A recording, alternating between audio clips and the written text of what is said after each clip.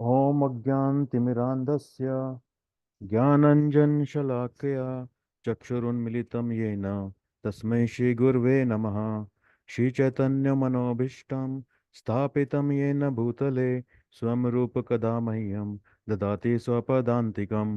वन्देऽहं श्रीगुरो श्रीयुतपदकमलं श्रीगुरून् वैष्णवांश्च श्रीरूपं सागरजातं सगुण रघुनाथान्वितं तं सजीवम् साद्वैतं सावधूतं परिजनसहितं कृष्णचैतन्यदेवं श्रीराधाकृष्णपादान् सहगण ललिता श्रीविशाखान्वितांश्च।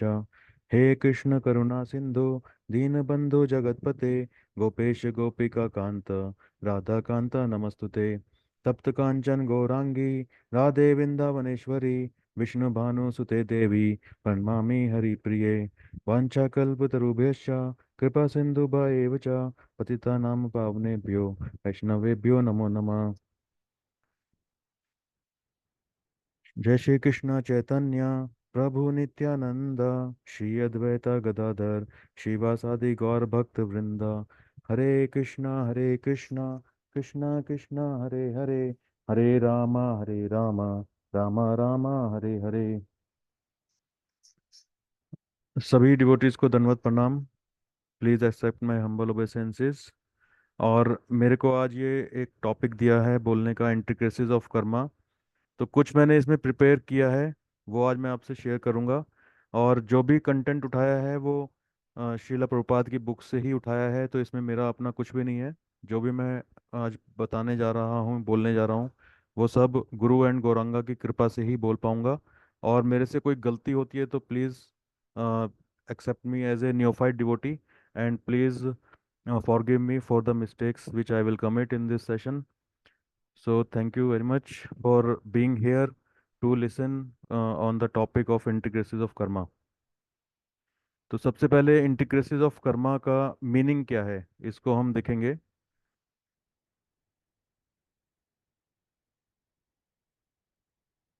इंटिग्रेसीज का मीनिंग होता है पेचीदगी। मीन्स क्या क्या उसमें हमें समझने में कठिनाइयाँ आती हैं, या फिर क्या उसके कॉन्फिडेंशियल रहस्य हैं। तो उसके ऊपर आज हम चर्चा करेंगे, कर्म की पेचीदगी। आज का जो कंटेंट रहेगा उसमें introduction to karma, then intricacies of karma, types of karma, और फिर हमें करना क्या है उन सब से बचने के लिए, जिससे कि हमें कोई कार्मिक रिएक्शन ना झेलना पड़े। हम सभी ने माइंड में कभी ना कभी ये सोचा है कि अच्छे लोगों के साथ बुरा क्यों होता है, हम क्यों तकलीफ में रहते हैं, क्यों कुछ दिन बहुत अच्छे होते हैं और कुछ उदास। अगर ईश्वर है तो वह इस बारे में चुप क्यों रहता है। इन सभी सवालों के हाँ, ये सभी सवाल हमारे माइंड में कभी ना कभी आए हैं, और इन सब का जवाब सिर्फ एक ही है। This is all due to karma. ये हमारे कर्मों की वजह से ही ऐसा हमारे साथ होता है। तो अगर हम देखें introduction of Karma, what is Karma. So Karma is chain of cause and effect. In English I am reading, Karma is A chain of cause and effect. मतलब जैसा हमने किया उसका जो इफेक्ट होगा वही कर्म है। जो हमारी गतिविधियां हैं, जो भी हमने कार्य किए हैं, तो जो उनसे उस कार्य को करने से जो प्रतिक्रिया है वो ही कर्मा है। Karma is the chain of cause and effect in morality. It includes the consequences of all persons action in the current and previous lives. और जो भी हम कर रहे हैं इस लाइफ में, सिर्फ वही हमारे कार्मिक रिएक्शंस में नहीं आएगा, जो हमने प्रीवियस लाइफ्स में भी किया है उसका भी फल हमें हो सकता है कि इस लाइफ में या फिर अपनी नेक्स्ट लाइफ में हमें उसका भी फल भोगना पड़े। तो कर्म के बारे में जानते सभी लोग हैं, लेकिन इसकी जो पेचीदगियां हैं उनको समझना थोड़ा सा डिफिकल्ट है, तो हम इसीलिए आज उस पर चर्चा करने वाले हैं। तो अगर हम हिंदी में देखें तो कर्म का अर्थ है गतिविधि। मतलब जो भी कार्य हम कर रहे हैं, जो भी क्रिया हम कर रहे हैं, वो सब हमारे कर्म है। और कर्म का नियम हमारी गतिविधियों की प्रतिक्रियाओं को नियंत्रित करता है। तो जो लॉ ऑफ कर्मा है, उससे जो कॉन्सिक्वेंसेस हमारे एक्शंस के द्वारा हो रहे हैं उनको रेगुलेट करता है लॉ ऑफ कर्मा। और ये सब जो है भगवान के हाथ में है। अगर हम अच्छे या पवित्र तरीके से काम करते हैं तो हमें अच्छी प्रतिक्रियाएं मिलती हैं। अगर हम अपवित्र या पापी या विनाशकारी तरीके से काम करते हैं तो भविष्य में हमें बुरी प्रतिक्रियाएं मिलेंगी। और जैसा कि धर्मशास्त्र में बताया गया है और हम सबने सुना ही है, जैसा बोएंगे वैसा ही काटेंगे। ये सबने बचपन से सुना हुआ है मुहावरा। और अगर हम इसको साइंटिफिकली भी देखें तो न्यूटन ने भी बोला है, to every action there is a equal and opposite reaction. प्रत्येक क्रिया के लिए एक समान और विपरीत प्रतिक्रिया होती है। तो साइंस भी इस चीज को एक्सेप्ट कर चुकी है। जैसा हम बोएंगे वैसा ही हम काटेंगे। To every action there is equal and opposite reaction.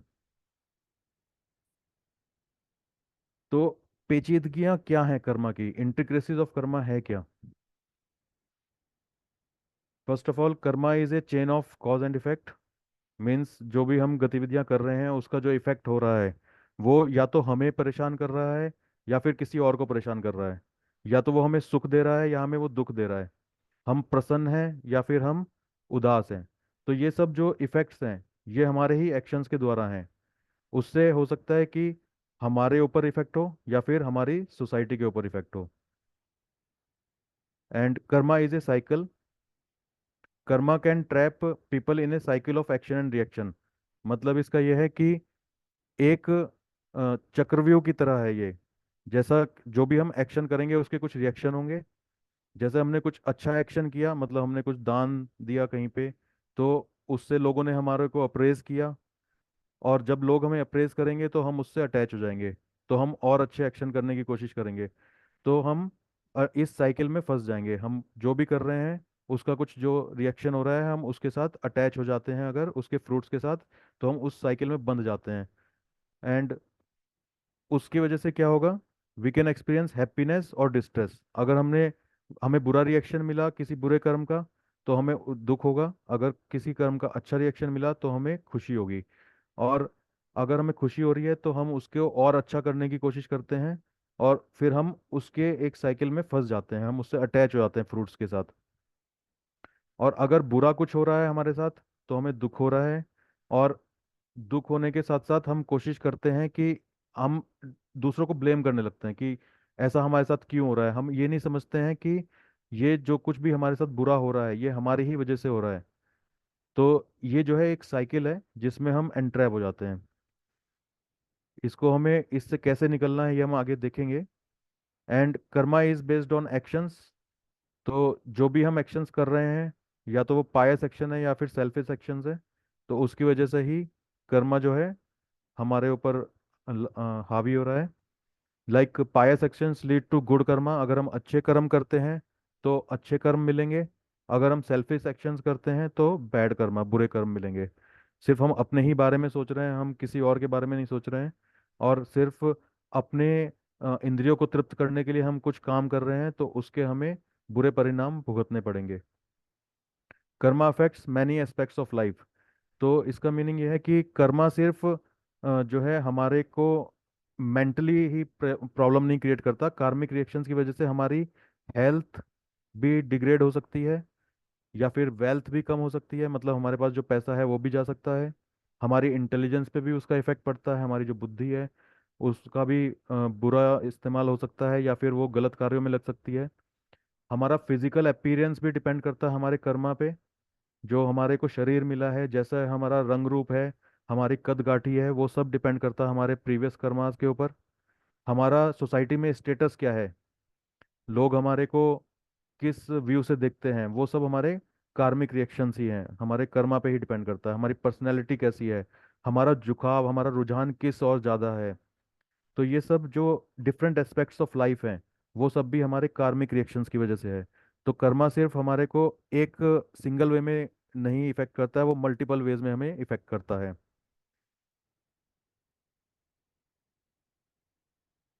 सो कार्मिक reactions can include health, wealth, intelligence, physical appearance, social status, personality and inclinations. कार्मिक प्रतिक्रिया निर्धारित करती है कि हमारे साथ होने वाली चीज़ें, जैसे हमारा स्वास्थ्य है, हमारा धन, बुद्धि, शारीरिक रूप हमारा कैसा है, सामाजिक स्थिति कैसी है, हमारा व्यक्तित्व कैसा है, और हमारा झुकाव किस तरफ है, इन सबको हमारे कार्मिक रिएक्शंस के द्वारा ही निर्धारित किया जाता है, रेगुलेट किया जाता है। जो हमने अभी देखा था, Karma is based on actions, तो इसमें अगर हम अच्छे कर्म करते हैं तो हमें सुख मिलता है, हम बुरे कर्म करते हैं तो हमें दुख मिलता है। तो जो भी एक्शन हम कर रहे हैं उसी के बेस पे हमें रिएक्शन मिल रहा है।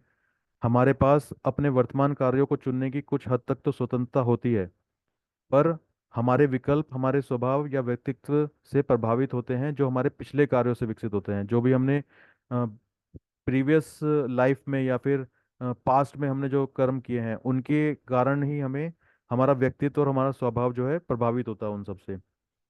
इस प्रकार कर्म हमारे क्रिया और उसके बाद की प्रतिक्रिया के चक्र में हमें बांध देता है।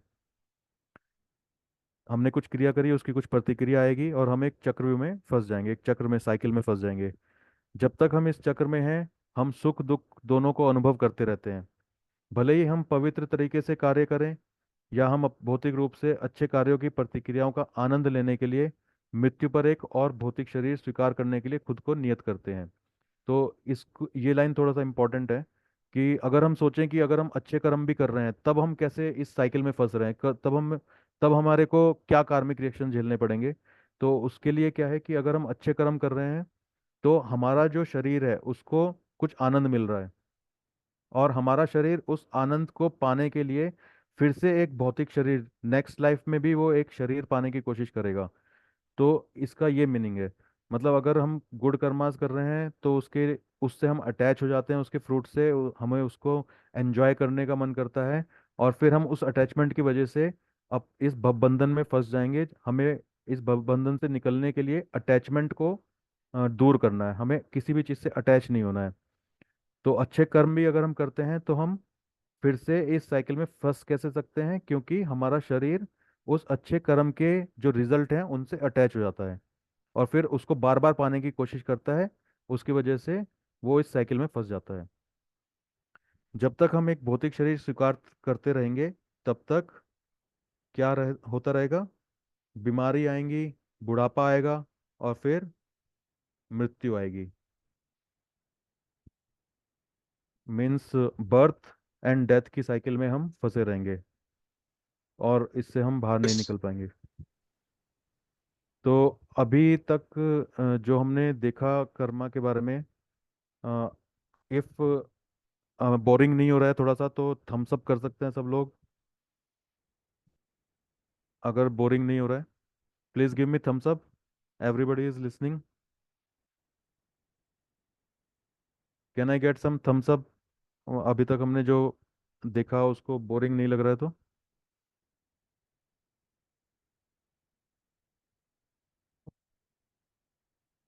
हरे Krishna. Okay, so we can move on. Continue कीजिए। यस प्रभु जी। So next is karma is a cycle. Karma जो है हमारे को कैसे ट्रैप करता है? यदि कोई बंधन से मुक्ति के लिए गंभीर है तो उसे कर्म और अकर्म तथा अनधिकार कर्मों के अंतर को समझना होगा। ठीक है, तो इस साइकिल से अगर हमें बाहर निकलना है तो हमें समझना पड़ेगा कि इस साइकिल में बंधने के पीछे रीजन क्या है। उसके लिए हमें समझना होगा कि कर्म क्या है, अकर्म क्या है और विकर्म क्या है। मतलब कर्म कितने तरीके के हैं, हमें ये समझना होगा। कृष्ण भावना अमृत तथा उसके गुणों के अनुसार कर्म को समझने के लिए मनुष्य को परमेश्वर के साथ अपने संबंध को जानना होगा।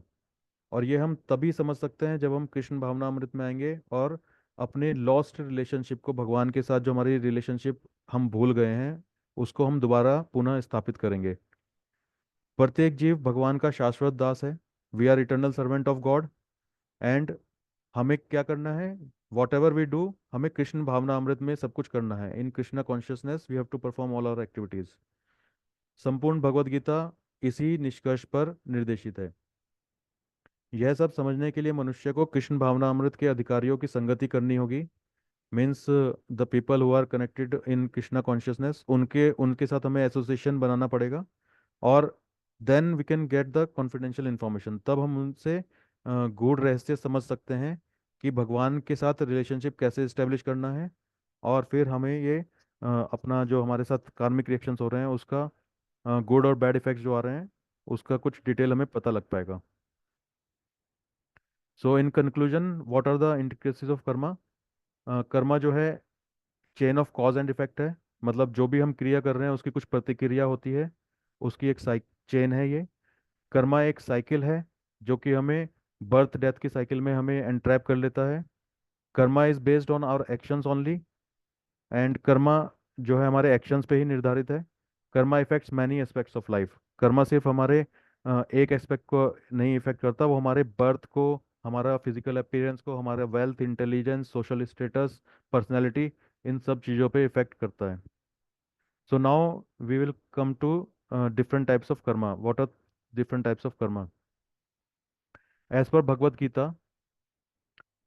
chapter 4, ज्ञान कर्म संन्यास योग, श्लोका 4.17, कर्मणो हि अपि बोद्धव्यम बोद्धव्यम च विकर्मणः अकर्मणश्च बोद्धव्यम गहना कर्मणो गतिः। कर्मणो हि अपि बोद्धव्यम बोद्धव्यम च विकर्मणः अकर्मणश्च बोद्धव्यम गहना कर्मणो गतिः। तो इसका मीनिंग यह है कि कर्म की पेचीदगियों को, मतलब इसके सत्य को समझना बहुत कठिन है। इसलिए हमें अच्छी तरह से जानना चाहिए कि कर्म क्या है, निषिद्ध कर्म क्या है, मतलब विकर्म क्या है, और अकर्म क्या है। हम तीन कर्मों की प्रकृति को समझने की कोशिश करनी चाहिए। इस श्लोका को अगर हम दोबारा से देखें, कर्मणो ही अपि बोद्धव्यम, मतलब कर्म क्या है उसको हमें जानना चाहिए। बोद्धव्यम च विकर्मणः, हमें जानना चाहिए विकर्म क्या है।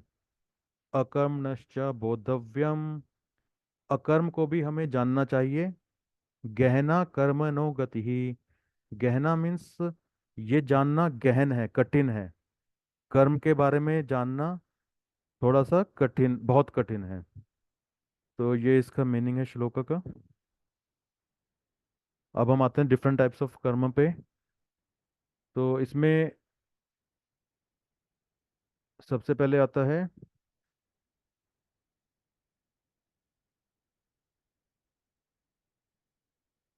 सबसे पहले आता है इसमें हम ले रहे हैं विकर्म। विकर्म मतलब वर्जित कर्म। और इसमें डिफरेंट वर्ड्स में भी यूज़ कर सकते हैं, डिफरेंट इसके जो वर्ड्स हम यूज़ करते हैं इसके लिए, निषिद्ध कर्म या फिर अनिधिकार कर्म, अनअधिकार से करे हुए कर्म। निषिद्ध कर्म मतलब जो कि निषेध है जिन कर्मों पे। वर्जित कर्म मीन्स जिनको करने से मनाही है। तो ये सब आते हैं विकर्म में। Action against scriptures which brings bad reaction, मतलब शास्त्रों के मुताबिक जो कार्य हम नहीं करते हैं, जो धर्म ग्रंथों के हिसाब, धर्म ग्रंथों में नहीं लिखे हैं, अगर हम वो कर्म करते हैं तो उन्हें हम विकर्म की कैटेगरी में डालते हैं। और विकर्म करने से बैड रिएक्शंस ही मिलेंगे, उसकी जो प्रतिक्रिया होंगी वो बुरी होंगी। तो हिंदी में अगर हम इसको देखें, अपवित्र, अशुभ, पापी या विनाशकारी काम या कार्य जिन्हें धर्म ग्रंथों में निषेध किया गया है उन्हें हम विकर्म कहते हैं, क्योंकि ये हानिकारक होते हैं। इनको करने से किसी को हानि पहुंचेगी या सोसाइटी को हानि पहुंचेगी, और इनके परिणाम स्वरूप आत्मा का पतन होता है। अगर हम ऐसे विकर्म करते हैं तो हमारी आत्मा का पतन होता है, मीन्स हमारी जो सोल है वो डिग्रेड होती है। इनकी बुरी कार्मिक प्रतिक्रिया होती है और ये आत्मा को बंधन में उलझाते हैं। ये, इनकी जो प्रतिक्रिया होगी वो भी बुरी होगी और हम फिर से एक साइकिल में एंट्रैप हो जाएंगे। कृष्ण भावना अमृत चेतना तथा इसके साथ जुड़े कर्मों के विरुद्ध कोई भी अन्य निष्कर्ष विकर्म ही कहलाता है। तो जितने भी एक्टिविटीज हम करते हैं अगर वो हमें कृष्ण भावना अमृत से अपोज कर रही हैं, अपोजिट ले जा रही हैं, तो वो सब विकर्म की कैटेगरी में ही आएंगी। So in conclusion, all the inauspicious actions which are prohibited falls under this category of vikarm.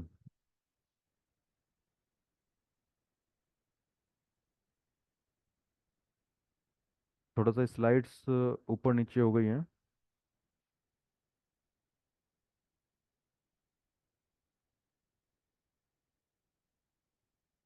विकर्म के बाद आता है अकर्म। विकर्म के बाद आता है कर्म और अकर्म। तो यहाँ पे मेरे पास स्लाइड थोड़ा मिस हो गई है वो। कर्म की स्लाइड में ये लिखा था मैंने कि वॉट एवर वी डू, वो सब हमारे कर्म के अंदर आता है। जो भी एक्शंस हम करते हैं वो कर्म कर्म के अंदर आता है। तो इसमें जो भी कर्म हमने किया, मतलब जैसे हमने अपने बच्चों को कुछ बना के दिया उनको खाने के लिए, या फिर हमने कुछ अपने ऑफिस का काम किया, तो वो सब हमारे कर्म कार्य हैं जो कि डेली हमारी गतिविधियां हैं। लेकिन उसमें हम क्या करते हैं कर्म में, अगर हमने उसको कृष्णा कॉन्शियसनेस में नहीं करा, मीन्स विदाउट रिमेम्बरिंग गॉड, हम वो जो काम कर रहे हैं वो सब हमारे कर्म में आते हैं। और उनसे भी क्या होगा, या तो हमें कुछ अच्छा रिएक्शन मिलेगा या फिर कुछ बैड रिएक्शन मिलेगा, जिससे कि हमारे को इंद्रिय तृप्ति में हेल्प मिलेगी। तो उससे हम उससे अटैच हो जाएंगे, फिर हम अच्छे काम या बुरे काम करते रहेंगे, और उससे हमारी इंद्रिय तृप्ति होगी, और वो सब चीज़ें जो हैं कर्म के अंदर आती हैं।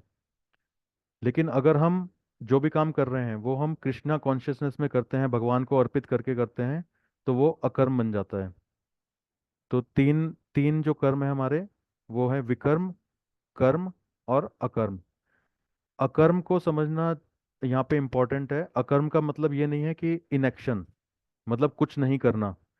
इसका मतलब ये नहीं है। इसका मतलब ये है कि जो भी हम काम कर रहे हैं वो भगवान को अर्पित करके करना है, भगवान को रिमेम्बर करके करना है। और उसकी वजह से जब हम भगवान को अर्पित कर देते हैं अपने सारे कर्म, तो हम उसके फ्रूट्स के साथ अटैच नहीं होते हैं। जो भी उसके रिजल्ट्स होंगे हम भगवान के ऊपर छोड़ देते हैं, और उसकी वजह से हमें बंधन में नहीं बंधना पड़ेगा। उसके जो भी रिजल्ट्स होंगे उसका उसके साथ हमारा अटैचमेंट डेवलप नहीं होगा, क्योंकि हम किसकी खुशी के लिए कर रहे हैं, हम भगवान की खुशी के लिए कर रहे हैं। तो जब हम ये सोच के कुछ भी कर्म करते हैं तो वो अकर्म की कैटेगरी में आता है, और ये हमारे को बंधन में भी नहीं डालेगा। और उसके जो रिएक्शंस होंगे उनकी वजह से हमें कुछ बैड या फिर गुड फील नहीं होगा, क्योंकि हमने जो भी किया वो सरेंडर होके किया भगवान को। तो ये चीज़ें जो हैं, कर्म, अकर्म और विकर्म, इसका डिफरेंस हमने यहाँ पे देखा है।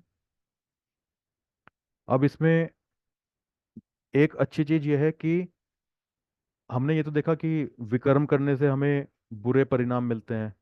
लेकिन इसमें एक अच्छी चीज़ ये है कि कर्मा जो है ये टेम्पोररी है।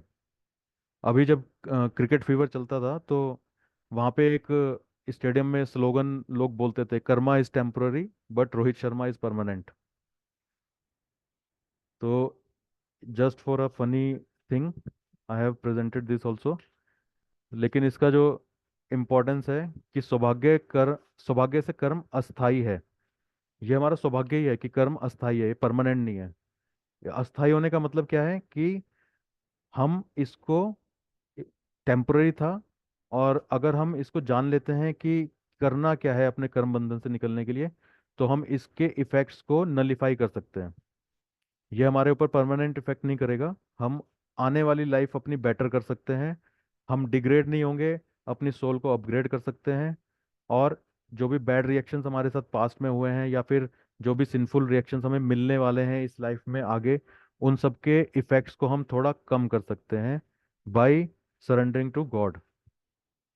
हम कृष्ण की सेवा में आध्यात्मिक कार्य करके इसके बंधनों से मुक्त हो सकते हैं।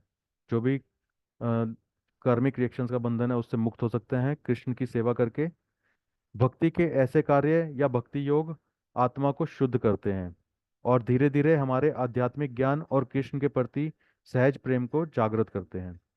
तो जब हम भक्ति योग में थोड़ा आगे बढ़ते हैं, जब हम कृष्णा कॉन्शियस लोगों के एसोसिएशन में आते हैं, तो स्पिरिचुअली हम थोड़ा सा इंक्लाइंड होना शुरू करते हैं, तो हमारा सेल्फ रियलाइजेशन का मोड स्टार्ट होता है। Then the lost relationship of with Krishna is reestablished. तो हमारे साथ, हमारे जो कृष्ण जी के साथ जो हमारी बरसों से चली आ रही जो रिलेशनशिप थी जिसे हम भूल चुके थे, वो दोबारा से पुनः स्थापित हम कर सकते हैं। इस प्रकार हमारे बंधन का मूल कारण क्या है? हमारे कर्म और मायावी भौतिक दुनिया में जीवन का आनंद लेने की हमारी लंबे समय से चली आ रही इच्छा। हम इस बंधन में क्यों फंसे हुए हैं? क्योंकि एक तो हमारे कर्म के रिएक्शन थे, जो भी हमने कार्मिक कर्म किए उनका कार्मिक रिएक्शन। दूसरा, हमारी जो एक इच्छा है कि अगर हम इंद्रिय तृप्ति कर रहे हैं तो आनंद ले रहे हैं जीवन का, तो हम उससे अटैच हो रहे हैं और इस मटेरियल वर्ल्ड को ही हम अपना सब कुछ समझ रहे हैं। जैसे कि एग्जाम्पल दिया जाता है कि जो मेंढक कुएं में रहता है उसको लगता है कि ये कुआं जो है यही सब कुछ है, पूरा संसार है। वो उससे बाहर निकलना नहीं चाहता। तो हमारी भी स्थिति वही है, हम एक कुएं के मेंढक की तरह हैं और हमें ये लग रहा है कि ये मटेरियल वर्ल्ड ही सब कुछ है। हमें इससे ऊपर कुछ पता ही नहीं है। और यहाँ पे जो भी हम कर रहे हैं हमें लग रहा है कि हम उसको बड़ा एंजॉय कर रहे हैं, लेकिन एक्चुअल में हम अपनी लाइफ को डिग्रेड करते जा रहे हैं। तो ये जो डिग्रेडेशन हम कर रहे हैं अपनी लाइफ में, इसको हमें जानने की ज़रूरत है। जो हमारी डिज़ायर है सेल्फ सेल्फ एंजॉयमेंट की, उसको हमें उससे बाहर निकलने की ज़रूरत है। और जब हम भगवान की सेवा में लगते हैं तो ये हमारे कर्म के रिएक्शंस और हमारी डिज़ायर सेल्फ एंजॉयमेंट की, वो दोनों ही धीरे धीरे ख़त्म हो जाती हैं। तो इसमें हम एक नेक्स्ट स्टेज पे आते हैं कि कर्म जो है, अ, उसके बाद जो हमें प्रतिक्रिया मिलती है, तो ऐसा नहीं है कि वो एक ही लाइफ में मिली हमें या फिर इस लाइफ में सारे कार्मिक रिएक्शंस हमारे खत्म हो जाएंगे। तो इसको हम डिफरेंट कैटेगरीज में डालते हैं। चार तरह के रिएक्शंस होते हैं: प्रारब्ध कर्म, अप्रारब्ध कर्म, बीजम और कूटम। हम उसके ऊपर थोड़ा सा डिस्कशन करने आ रहे हैं अभी। One who is engaged in Krishna consciousness, then all his reactions of past sinful activities gradually become vanquished। जब हम कृष्णा कॉन्शियस में आते हैं तो सारे हमारे पास्ट रिएक्शंस नलीफाई हो जाते हैं। उसकी डिफरेंट स्टेजेस होती हैं। जैसे अगर किसी को हम बोलें कि किसी को कॉलेरा से, एक एक इंसान को कॉलेरा था, एक इंसान को कुछ डिसीज था, वो किसी दूसरे इंसान के जब कांटेक्ट में आया, तो ऐसा नहीं होगा कि विद इन अ डे दूसरा इंसान जो है उससे वो इन्फेक्शन कैच कर लेगा। तो उसमें 2-3 दिन लगेंगे। दूसरे इंसान को जो उसके कांटेक्ट में आया था वो डिसीज उसको ट्रांसफर तो हो गया, लेकिन उसको 2-3 दिन लगेंगे पूरी तरह से उसको इफेक्ट करने में। तो इसी तरह से कुछ जो कर्म होते हैं वो हमारे एक बीज की तरह होते हैं और उनको फ्रक्टिफाई होने में, उनको अ, प्रारब्ध में बदलने के लिए थोड़ा टाइम लगता है। जैसे कि एक अगर हम सीड को मिट्टी में बोते हैं, मीन्स सॉइल के अंदर एक सीड डालते हैं, तो उसको कुछ टाइम लगता है ट्री बनने में, और फिर ट्री से फ्रूट्स निकलेंगे और उस फ्रूट्स का जो है कुछ एंजॉयमेंट लेंगे लोग। और जो ये रिएक्शंस हैं उनको मीन्स टाइम लगता है, ऐसा नहीं है कि वो एक ही दिन में डेवलप हो जाते हैं। कुछ रिएक्शंस ऐसे भी होते हैं। और नोइंगली अननोइंगली हम बहुत सारे सिंफुल एक्टिविटीज़ करते रहते हैं। कुछ तो हम जान के करते हैं, कुछ अनजाने में भी हो जाते हैं। तो ये सब जो रिएक्शंस, जो भी सिंफुल एक्टिविटीज़ है हमारी, उन वो सब हमारे को इफ़ेक्ट करेंगी कभी ना कभी। उनका रिजल्ट हमें कभी ना कभी तो भुगतना ही पड़ेगा। लेकिन जब हम कृष्णा कॉन्शियसनेस में आ जाते हैं तो जितने भी हमारे पाप कर्म थे जो कि हमने जाने अनजाने में भी किए थे, वो सब क्या होते हैं? वो फ्राइड सीड की तरह हो जाते हैं, मतलब वो पक जाते हैं। और उनका जो रिएक्शन होगा वो हमें बहुत कम मिलेगा। उसका इफेक्ट जो है नील के बराबर हमें मिलेगा।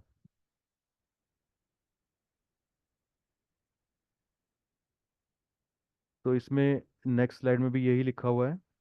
अगर हम बीज को मिट्टी में डालते हैं तो ट्री निकलता है, फिर उसके फ्लावर्स और फ्रूट्स निकलते हैं, उनको टाइम लगता है। और जो भी हम सिंफुल एक्ट कर रहे हैं उसके भी हमें डिफरेंट स्टेजेस में या तो डिस्ट्रेस मिलेगा या फिर एंजॉयमेंट मिलेगा। तो different kinds of karmic reactions क्या हैं हमारे? Aprarabdha karma. Aprarabdha karma means the effect which is not yet fructified. मतलब वो सिंफुल एक्टिविटीज जो हमने कभी पास्ट में की थी, अपने प्रीवियस किसी लाइफ में की थी, और उनकी वजह से उस टाइम पे हमें उनका रिएक्शन नहीं मिला था, लेकिन आने वाले टाइम में हमें उसका रिएक्शन मिलता है। उनको हम डालते हैं अप्रारब्ध कैटेगरी में। प्रारब्ध कैटेगरी में वो आते हैं जो कि ऑलरेडी मैच्योर हो चुके हैं, मीन्स जो हमने एक्टिविटीज करी, बैड एक्टिविटीज, उनका जो रिजल्ट था वो हमें इस लाइफ में मिल गया है, वो आते हैं प्रारब्ध की कैटेगरी में।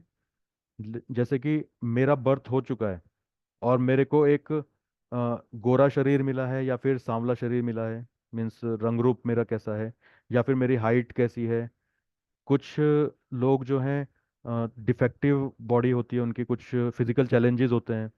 तो ये सब जो है प्रारब्ध की कैटेगरी में आता है। उनके साथ जैसा उनकी बॉडी का रंग रूप है, कदकाठी है, या फिर वो नॉर्मल है कि अब नॉर्मल है, वो सब हमारे प्रारब्ध कार्मिक रिएक्शंस में आता है।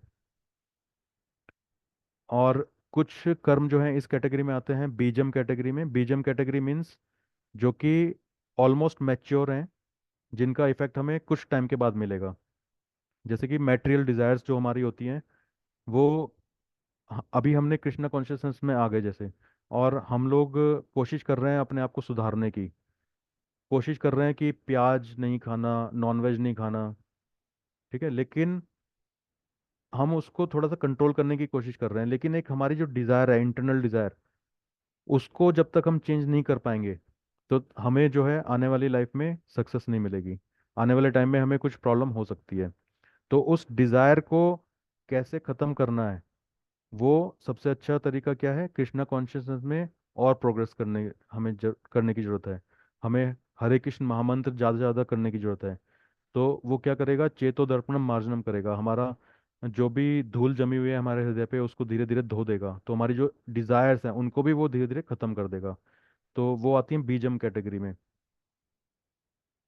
और उसके बाद आता है कूटम कैटेगरी, जिसमें कि आता है ड्यू टू इग्नोरेंस। हमें अगर अविद्या है, हम जानने की कोशिश भी नहीं कर रहे हैं कि हमारे साथ ये कार्मिक रिएक्शंस क्यों होते हैं, हमारे बैड एक्टिविटीज का क्या परिणाम होता है, उसको जानने की हम कोशिश भी नहीं कर रहे हैं, तो वो एक बीज की तरह हमारे अंदर पड़ा रहेगा। और उसको हम डालते हैं कुटम कैटेगरी में। तो चार तरह के हमारे कार्मिक रिएक्शंस हैं: अप्रारब्ध, प्रारब्ध, बीजम एंड कुटम। और इन्हीं सिंफुल रिएक्शंस की वजह से हम अपने मेटेरियल वर्ल्ड में बहुत सफ़र करते हैं। और इसको, अगर हमें इस सफरिंग से निकलना है तो सॉल्यूशन एक ही है: टेक शेल्टर ऑफ कृष्णा, भगवान के चरण पकड़ो, और डिवोशनल सर्विस में अपने आप को एंगेज करो। तभी ये सारे जो हमारे कार्मिक रिएक्शंस हैं, वेदर इट इज बीजम, कूटम, प्रारब्ध, अपरारब्ध, ये सबको भगवान नलीफाई कर देंगे, हमारी लाइफ से ये सब गायब हो जाएंगे। एक एग्जाम्पल के साथ हम देखते हैं अपरारब्ध कर्म जो थे, उसमें एग्जाम्पल आता है मृगरारी का। एक बहुत ही क्रूअल हंटर था। वो लोगों को मारता था, जानवरों को मारता था, और उनको मरते हुए देख के वो खुश होता था। तो जब उसको एक बार उपदेश मिला भगवान से, तो धीरे धीरे उसने भगवान का नाम लेना शुरू किया, और उसके जितने भी ये डिजायर्स थी, खुश होता था वो एनिमल्स को मार के, वो सब धीरे धीरे उसकी लाइफ से निकल गई। और उसको फिर बहुत बुरे कार्मिक रिएक्शंस नहीं झेलने पड़े। उसको इन सारी सफरिंग से जो है मुक्ति मिल गई। प्रारब्ध कर्म में ये आता है जैसे कि अगर कोई गरीब पैदा हुआ, गरीब फैमिली में पैदा हुआ, या फिर क्रिमिनल फैमिली में पैदा हुआ, तो ये उसके प्रारब्ध कर्म की वजह से है। या फिर उसके ऊपर कुछ लीगल इश्यूज लाइफ में मिल रहे हैं उसको, कोर्ट के चक्कर लगाने पड़ रहे हैं। या फिर ब्लाइंड है, अंधा पैदा हुआ, या बहरा, है ना, कुछ एबनॉर्मलिटी के साथ पैदा हुआ, तो ये सब जो है हमारे पास सिन की वजह से हैं, जो कि मैच्योर हो चुके हैं, वो सब प्रारब्ध कैटेगरी में आते हैं। और प्रारब्ध कैटेगरी में फिर फर्दर डिवीजन होता है, जिसमें कि अ, प्रारब्ध कर्म तीन तरह के बताए जाते हैं, जो कि हमारी इच्छा से होते हैं, या अनिच्छा से, या फिर परीक्षा से। मतलब इच्छा मतलब पर्सनल डिजायर से होते हैं कुछ, अनिच्छा विदाउट डिजायर ही होते हैं, परीक्षा मतलब किसी और की डिजायर से भी होते हैं। तो तीन कैटेगरी आती है प्रारब्ध कर्म की भी। और जब तक हम सेल्फ रियलाइज नहीं होते हैं, तब तक हमें इन सब का ज्ञान नहीं होता है, और हम जो हैं जीवन मुक्त नहीं बन सकते हैं, हम इस भवबंधन में फंसे रहेंगे। और लास्ट कैटेगरी जो बीजम और कुटम की आती है, इसमें एग्जाम्पल दिया जाता है, जैसे कि मेटेरियल डिजायर से हमें अगर फ्रीडम चाहिए, तो कैसे उसमें हम कर सकते हैं। एग्जाम्पल ले सकते हैं परीक्षित महाराज का। तो परीक्षित महाराज कहते हैं कि जो एलिफेंट होता है वो क्या करता है, तालाब में जाता है और अपने आप को नहलाता है, और लेकिन जब वो तालाब से बाहर निकलता है तो दोबारा से वो जो मिट्टी है और सैंड है उसको अपने ऊपर ही डाल देता है। तो ये जो material elephant bath, material world में हम क्या करते हैं, एलिफेंट बाथ करते हैं हम लोग। अभी कहीं पे क्लास चल रही है, मंदिर में गए, वहाँ पे हमने लेक्चर सुना, बहुत अच्छा है, वहाँ पे से भगवान से हमने माफ़ी मांगी, और जब हम मंदिर से बाहर निकले तो दोबारा से हम बैड एक्टिविटीज़ में फिर से लग गए। तो इसे एलिफेंट बाथ की तरह बोला जाता है। ऐसा हमें नहीं करना है। जो हम सीख रहे हैं, अच्छे लोगों के साथ एसोसिएशन में आ रहे हैं, तो उनसे जो हम सीख रहे हैं उसको हमें अपनी लाइफ में धीरे धीरे इम्प्लीमेंट करना है। सिर्फ सुन के थोड़ी देर के लिए अपने माइंड को रिलैक्स किया, और लेकिन जब हम उस एटमॉस्फेयर से बाहर आ गए तो हम जो है मटेरियल वर्ल्ड से इफेक्ट हो गए, ऐसा हमें नहीं करना है। ऐसे एग्जांपल और भी दिए जाते हैं कि कुछ फॉरेन कंट्रीज में क्या होता है, लोग संडे टू संडे चर्च में जाते हैं या फिर टेंपल में जाते हैं, वहाँ अपनी सिंफुल एक्टिविटीज़ की माफ़ी मांगते हैं, और मंडे से फिर वही बुरे काम करने शुरू कर देते हैं। तो ऐसा हमें नहीं करना है। हमें अपने आप को सिंफुल एक्टिविटीज से दूर रखने के लिए भगवान के जो परिजन हैं, जो भगवान के एसोसिएट्स हैं, जैसे कि हमारे गुरुजन हैं, हमारे शिक्षा गुरु, हमारे एसोसिएशन में बहुत सारे अच्छे डिवोटीज हैं, प्योर डिवोटीज हैं, उनकी एसोसिएशन में हमें रहना है और उनके साथ अच्छी एक्टिविटीज़ में ही इन्वॉल्व होना है। तो इसके लिए थोड़ी सी ऑस्टेरिटी भी चाहिए, थोड़ा सा हमें सेक्रीफाइस भी करना पड़ेगा, टाइम निकालना पड़ेगा इन सब के लिए, और तभी हम बैड एक्टिविटीज से अपने आप को बचा पाएंगे। एक इसमें एग्जांपल दिया जाता है अजामिल का भी। अजामिल के अंदर ब्राह्मणिकल क्वालिटीज थी, लेकिन एक सिंफुल डिजायर की वजह से एक प्रोस्टिट्यूट के साथ उसने रिलेशनशिप डेवलप किया था, जिसकी वजह से उसको कुछ बैड रिएक्शंस लाइफ में फेस करने पड़े। और दोबारा से जब उसने भगवान नारायण की शरण ली, भगवान नारायण का नाम लेना शुरू किया, तो अननोइंगली ही लिया था उसने भगवान नारायण का नाम, क्योंकि उसका बेटे का नाम नारायण था।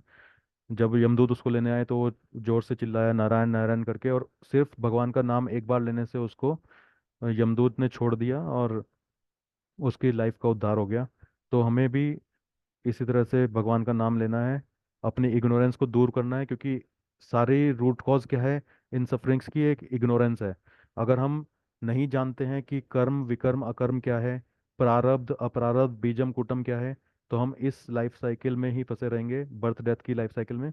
इससे हम बाहर नहीं निकल पाएंगे। इसलिए इस इग्नोरेंस को दूर करने के लिए हमें प्योर डिवोशनल सर्विस में लगना है, हमें शिला प्रभुपाद जी की बुक पढ़नी है। इस्कॉन टेम्पल में अपना एक यूनिवर्सिटी की तरह है, ये सिर्फ एक टेम्पल नहीं है।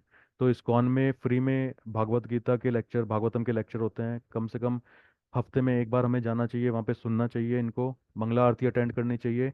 तो इसी से जो डिज़ायर है हमारी आगे बढ़ने की स्पिरिचुअल एक्टिविटीज़ में, वो फुलफिल हो पाएगी। इसी तरह से हम भगवान की एसोसिएशन पा पाएंगे अपने डिवोटीज़ के साथ, और फर्स्ट क्लास डिवोटीज़ का एसोसिएशन करने से हमारी लाइफ परफेक्ट हो पाएगी। So that is all. Hare Krishna. जय शिला प्रपाद। हरे कृष्णा प्रभु जी। I have wrapped up the last few slides so that we can take up some questions. The timing is from 6:30 to 7:30, or we can 6:30. stop here Yeah, 6:30 to 7:30 for lecture and 7:30 to 7:50 for question answer. for So question you have answer. time. I have 10 minutes. Okay. So we can go back in details of this. Actually, already the main content is already explained.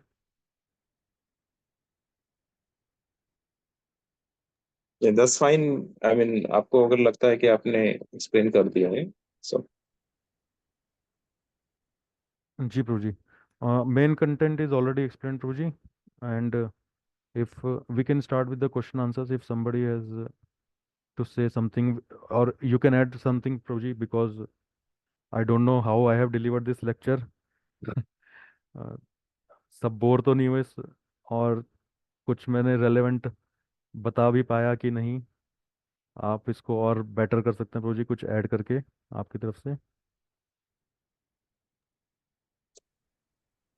thank you so much Roger for the nice class. आपने बहुत सारे points actually cover किए उसमें, जो कि हमें जानना चाहिए था। और कर्म विकर्म अकर्म सभी आपने बताए एग्जाम्पल के साथ। और फिर विष्णु पुराण से आपने एग्जाम्पल दिए, अप्राप्त फलम पापम कुटम बीजम फलोन्मुखम। तो बहुत अच्छा लगा प्रभु जी, अमृतधारी का एग्जाम्पल भी दिया आपने समझाने के लिए। सो मैं अभी सारे डिवोटीज को रिक्वेस्ट करूंगा कि please ask questions, even though आपको आंसर पता है, प्लीज श्री वल्लभ प्रभु जी को पूछिए आप, so that different different answer से हमें डिफरेंट डिफरेंट पर्सपेक्टिव मिलता है क्वेश्चंस के। तो मैं एनकरेज करना चाहता हूँ सभी भक्तों को कि वो प्रश्न पूछें, और हमारे पास टाइम है 30 मिनट्स मोर, तो हम इसको डिस्कशन मोड में ले सकते हैं।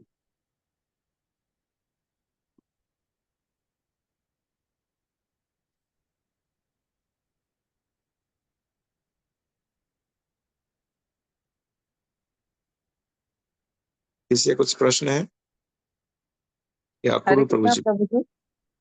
प्रभु हरे जी, मेरा कृष्ण। एक प्रश्न है कि हमारे अंदर पाप करने की जो ये होती है ना प्रोपेंसिटी, वो कहाँ से आती है? पाप करने की प्रोपेंसिटी कहाँ से आती है? हम नहीं करना चाहते हैं पाप, हमें पता भी होता है कि अधर्म है, अकर्म है, या कर्म है या विकर्म है, फिर भी हम ऐसे पाप वाले कार्यों में क्यों लगते हैं?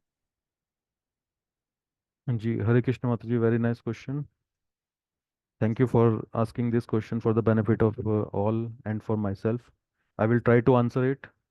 Nimaicharan Prabhu can see if I answer correctly.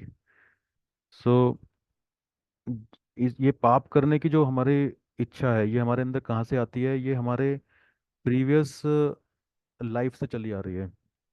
जैसे कि जब हमारा सूक्ष्म शरीर हमारे साथ जाता है, जैसे हमें पता ही है, हम जब भी बॉडी छोड़ते हैं, जब भी हमारा शरीर में से आत्मा निकलेगी, तो उस आत्मा के साथ एक सूक्ष्म शरीर भी जाता है, और उसके साथ हमारा माइंड, इंटेलिजेंस और ईगो, ये तीनों चीज सूक्ष्म शरीर को फॉर्म करती हैं, जो कि उसके साथ जाती हैं।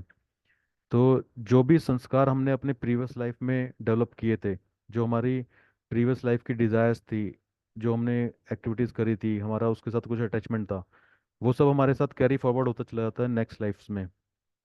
और हो सकता है कि हमने प्रीवियस लाइफ में भगवान को फुल्ली सरेंडर नहीं थे, इसीलिए हमें आज बॉडी मिली है दोबारा से। यही रीज़न है कि वो जो प्रोपेंसिटी है फिर से बुरे काम करने की, वो वहीं से आ रही है, सूक्ष्म शरीर, क्योंकि हमारा कैरी फॉरवर्ड हो रहा है। अगर हमारी ये डिज़ायर, हम चाहते हैं कि इस लाइफ में ख़त्म हो जाए, तो हमें फुल्ली सरेंडर होना पड़ेगा भगवान को। अदरवाइज फिर से वो कुछ डिज़ायर्स जो हैं हमारे साथ कैरी फॉरवर्ड हो जाएंगी नेक्स्ट लाइफ में, और ये हमारे क्वेश्चंस फिर से आते रहेंगे, और हम इसी तरह से लेक्चर सुनते रहेंगे, क्वेश्चन आंसर पूछते रहेंगे, ये हमारे साथ चलता रहेगा। सो दैट इज़ द आंसर। वो हमारे प्रीवियस लाइफ से आ रहे हैं, due to the sukshma sharira that we are carrying forward with the soul. Nimacharan Prabhu ji, can you please guide if it is correct? Right Rose, that is right answer कि हमारे past कर्म के वजह से ही हम अनिच्छा सत्कर्म भी हम करते रहते हैं, और हमें पता है कि वो पाप है बट फिर भी करते हैं। और दूसरा रीजन ये भी है कि अज्ञानता के कारण, हालांकि वो इंसिडेंट हमने कभी किए नहीं है प्रीवियस पास्ट में, बिकॉज अज्ञानता के कारण ये होता है कि इंद्रिय तृप्ति करने की इच्छा होती है, और जब इंद्रिय जब प्रबल होते हैं, जैसे मन तो हमेशा बहिर्मुखी भागता है, तो मन जब विवेक के अंदर आता नहीं है, चेतना के अंदर मन नहीं आता है, मन अगर सुप्रीम हो जाता है, तो वो अच्छा या बुरा वो देखता नहीं है, वो प्रेरित करता रहता है कि ये करो वो करो इंद्रिय तृप्ति के लिए। तो वो भी एक्चुअली एक कारण है। तो इसलिए मन को वश में करना भी बहुत जरूरी है, to avoid all these undesired activities.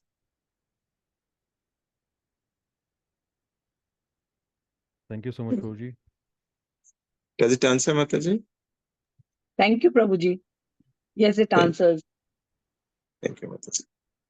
इसमें आपको इसमें मैं एक एक चीज़ और जोड़ना चाहूँगा, थोड़ा सा ऐड करना चाहूँगा। जैसे जब तक हम कृष्णा कॉन्शियसनेस में नहीं थे, तो अपने ऑफिस में बहुत सारे लेक्चर और सेमिनार्स अटेंड करते थे। वहाँ पे एक बड़ा अच्छा लेक्चर मैंने सुना था।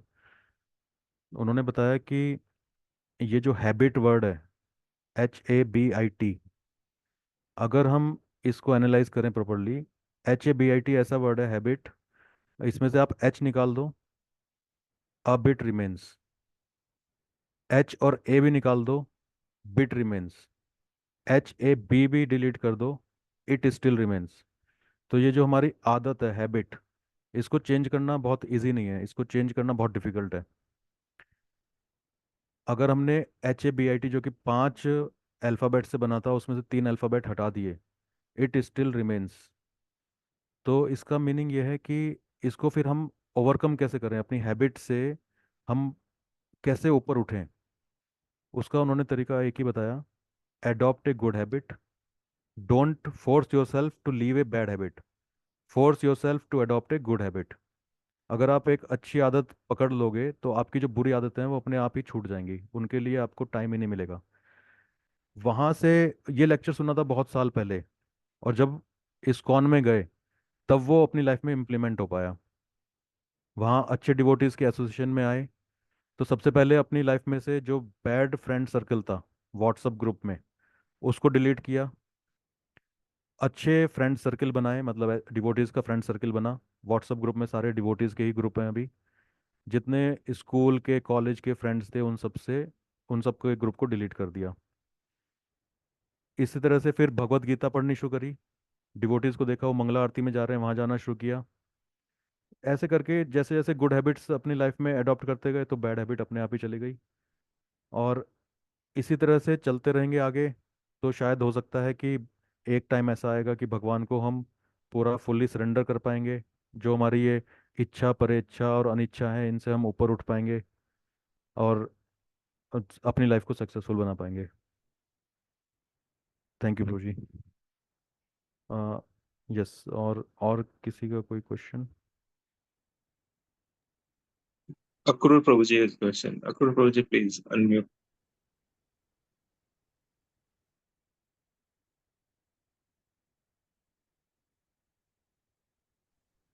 हरे कृष्णा। हरे कृष्ण प्रभु जी। दंडोत प्रभु जी।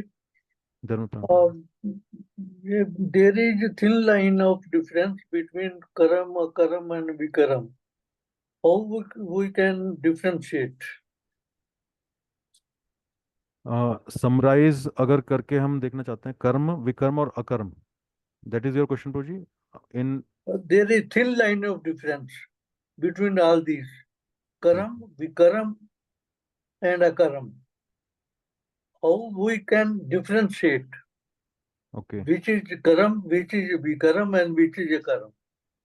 जी, तो इसको मैं एक एग्जांपल के साथ अगर एक्सप्लेन करना की कोशिश करता हूँ। प्लीज। जैसे एक एग्जांपल हम ले सकते हैं कि हम बाजार में गए और हमें कुछ आलू की टिक्की बना के खानी है। हमने आलू खरीदे, उनको काटा, घर पे लेके आए, आलू काटे, उसको फ्राई किया, आलू की टिक्की बनाई और उसको हमने खा लिया। ठीक है, तो ये हो गया हमारा कर्म। लेकिन अगर हम इस चेतना से गए कि आज मुझे भगवान को भोग लगाना है आलू की टिक्की का, ठीक है, तो प्लीज। भगवान को पसंद क्या है? आलू की टिक्की आज बनाते हैं भगवान के लिए, शायद बहुत दिन से नहीं बनाई। उस चेतना से गए, हमने आलू खरीदे। मन में क्या है, जो भी कर रहे हैं भगवान के लिए कर रहे हैं, अपने इंद्रिय तृप्ति के लिए नहीं कर रहे हैं। और आलू लाए, उसकी टिक्की बनाई, भगवान को भोग लगाया, फिर हमने उसको प्रसाद के रूप में अपनाया, तो वो हो गया अकर्म, है ना? और अगर, कर्म की बंधन नहीं, ये बॉन्डेज नहीं है इसकी। हाँ जी, भगवान के लिए किया इसलिए कोई बॉन्डेज नहीं है, कोई बॉन्डेज रिएक्शन नहीं, नहीं है। कोई रिएक्शन नहीं है। हाँ जी। और सेल्फ एंजॉयमेंट के लिए नहीं किया, भगवान के लिए किया, तो भगवान के एंजॉयमेंट के लिए ठीक। किया, है ना? और अगर विकर्म ये हो गया जो मुझे अपोज करेगा भगवान के लिए कुछ भी करने से। मन तो कह रहा है कि भगवान के लिए आज कुछ बाजार से लाना है, लेकिन कुछ फोर्सेस जो हैं अपोज कर रही हैं कि नहीं, अरे आज आलू टिक्की नहीं, सात्विक फूड नहीं, कुछ नॉन वेज खाते हैं या फिर कुछ उल्टा पुल्टा खाते हैं, तो वो हो गया विकर्म प्रभु जी। तो जो भी कुछ किया भगवान के एंजॉयमेंट के लिए वो अकर्म, जो किया अपने एंजॉयमेंट के लिए वो कर्म, और जो दूसरों को जिससे दूसरों को परेशानी हुई या सोसाइटी को परेशानी हुई वो विकर्म, और जिसने हमें भगवान से दूर किया वो विकर्म। Thank you Prabhu ji. ये बाई प्रैक्टिस और with the association of devotees ही हो सकता है, अदरवाइज तो कोई इसका अल्टरनेटिव है नहीं। यस प्रभु जी, आपके दिस जैसे अच्छे डिवोटीज के एसोसिएशन में आके ही हो सकता है प्रभु जी, प्लीज, थैंक वरना यू वेरी हमारी जी हमारी हैसियत नहीं है कि मच। हम कुछ कर पाए। Thank it is very true Prabhu ji कि अभी एक एग्जांपल है, जब से हम एसोसिएशन में आए हैं डिवोटीज के, आप सबके एसोसिएशन में आए हैं, तभी से लाइफ चेंज हुई है। मतलब मेरे ऑफिस में इतना प्रॉब्लम चल रही है, इतना ज़्यादा बिजी शेड्यूल है कि हम लोग धाम यात्रा कर ही नहीं सकते हैं। डिवोटीज के एसोसिएशन में मैसेज मिल जाते हैं कि धाम पे जा रहे हैं, तो हम भी अपना नाम लिखा देते हैं, हमें भी ले चलो। ऐसे करके धाम के दर्शन हो जाते हैं, वरना तो धाम यात्रा करना पॉसिबल ही नहीं है आज की जो सीनरियो चल रहा है। ये डिवोटीज के एसोसिएशन से ही हो सकता है सिर्फ Prabhu ji. Thank you for asking this question Prabhu ji, thank you so much. धन्यवाद प्रभु जी, धन्यवाद। धन्यवाद प्रणाम Prabhu ji. Thank you Prabhu ji for अच्छा आंसर था। I would like to add if you permit me. Yes please. Prabhu ji please. तो जनरली कर्म एक्चुअली ब्रॉडली दो टाइप का होता है, एक अंतर्मुखी कर्म, एक बहिर्मुखी कर्म।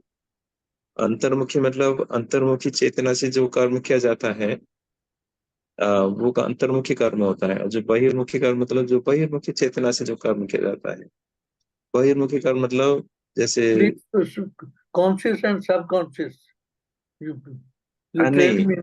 अंतर्मुखी मतलब आत्मज्ञान, आत्मज्ञान के स्थित होकर जो कर्म किया जाता है वो अंतर्मुखी है। जो प्लीज। इंद्रिय ज्ञान के स्थित होकर जो कर्म किया जाता है वो बहिर्मुखी होता है। तो बहिर्मुखी कर्म अगेन दो टाइप का होता है, एक कर्म एंड विकर्म। बट अंतर्मुखी कर्म अकर्म कहा जाता है, जैसे श्री वल्लभ प्रभु ने ऑलरेडी बताया। हम आत्मज्ञान के स्थित होकर अगर कोई भी कर्म करते हैं, दैट इज कृष्ण चेतनामृत होके अगर कुछ कर्म करते हैं तो अकर्म माना जाता है, तो उसका कुछ प्रतिक्रिया हमें नहीं मिलता है। और जो बहिर्मुखी कर्म है, जो इंद्रिय ज्ञान और जो शरीर ज्ञान के ऊपर स्थित होकर जो कर्म किया जाता है, वो दो टाइप का होता है, वो कर्म एंड विकर्म। जो विकर्म होता है, जैसे प्रभु जी ऑलरेडी एक्सप्लेन किए, जो शास्त्रिक नहीं होता, अशास्त्रिक है वो। शास्त्रों में ऐसा नहीं लिखा गया है। जैसे किसी को मार के खाना, छीन के खाना, चोरी करके लेना, ये सब एक्चुअली निषिद्ध है। बट जो करता है वो विकर्म है और उसका पाप मिलता है। जो कर्म मतलब इंद्रिय तृप्ति के लिए, जैसे मैंने गया, फिर जैसे प्रभु जी ने बताया आलू टिक्की बना के खाया मैंने। हालांकि मैंने किसी को नुकसान नहीं किया, मैंने अपना कर्म किया, पैसे कमाया, दुकान में गया, सब्जी खरीदा और फिर मैंने खाया, तो वो इंद्रिय तृप्ति के लिए किया। तो उसका भी फल मिलता है हमें। अच्छा बुरा जो भी हम करते हैं, तो अच्छा भी उसका भी एक्चुअली फल मिलता है। बट सिर्फ अंतर्मुखी कर्म से ही हमें फल नहीं मिलता है। और प्रभुपाद जी अपने पर्पट के माध्यम से यही हम प्रेरणा देते हैं कि इसलिए हम हमेशा अगर भक्तों की संगत में रहेंगे और गुरु के शरण में रहेंगे, तो हमें पता लग जाएगा कि हमें अकर्म कैसे करना है। अकर्म मतलब अकर्म, वो कर्म नहीं है। हालांकि प्रतीत होता है वो कर्म है, बट कर्म नहीं है वो एक्चुअली। तो ऐसा ऐसा क्या कर रहे हैं, जैसे कोई भक्त आलू का टिक्की खा रहा है, जैसे कोई शुद्ध भक्त जैसे प्रभुपाद जी कचौड़ी खा रहे हैं, और हमारे कचौड़ी खाने में अंतर है। हम इंद्रिय तृप्ति के लिए, जीहा तृप्ति के लिए खाते हैं, पर प्रभुपाद जी के माध्यम से भगवान खाते हैं वो, क्योंकि भगवान के शुद्ध भक्त हैं वो। ऐसा प्रतीत होता है कि प्रभुपाद जी कचौड़ी खा रहे हैं, मैं भी कचौड़ी खा रहा हूँ, बट अंतर है, क्योंकि वो अंतर्मुखी है और मैं बहिर्मुखी हूँ। ये है कुछ। धन्यवाद प्रभु जी, धन्यवाद for guidance. Thank you. Prabhu ji धन्यवाद। इसमें प्रभु जी ये वाला स्लाइड उस टाइम पे मिसिंग हो गया था। तो कर्म कर्म का जो डेफिनेशन है इसमें, कर्म को अनुशंसित कर्म भी कहते हैं या अनुमोदित कर्म भी कहते हैं। Action which brings good result, जिनसे अच्छा रिजल्ट आता है उन्हें कर्म की कैटेगरी में डालते हैं। तो इसमें अगर हम देखें, इंद्रियों को नियंत्रित करने और मन को शुद्ध करने के लिए किए जाने वाले या सुझाए गए शुभ और पवित्र काम, कार्य या गतिविधियां या क्रिया, उन सबको हम, जो कि धर्म ग्रंथों में भी सुझाए गए हैं, उन सबको हम कर्म की कैटेगरी में डालते हैं। उससे इंद्रियां नियंत्रित होती हैं और मन शुद्ध होता है। तो जितने पवित्र काम हैं, इंद्रियां नियंत्रित होने का मतलब कि अगर मुझे आनंद दे रहा है वो चीज़, तो मैं उसको करता जाता हूँ। और इनसे ये हानिकारक नहीं होते, इनसे कोई दुष्प्रभाव नहीं होता, इनके परिणाम स्वरूप आत्मा का पतन नहीं होता, इनकी अच्छी कार्मिक प्रतिक्रिया होती है, और ये आत्मा को बंधन में तो डालते हैं लेकिन उलझाते नहीं हैं। मतलब एक अटैचमेंट डेवलप होगा लेकिन वो फंसेगा नहीं उसमें, बैड बैड रिएक्शन नहीं होगा कुछ।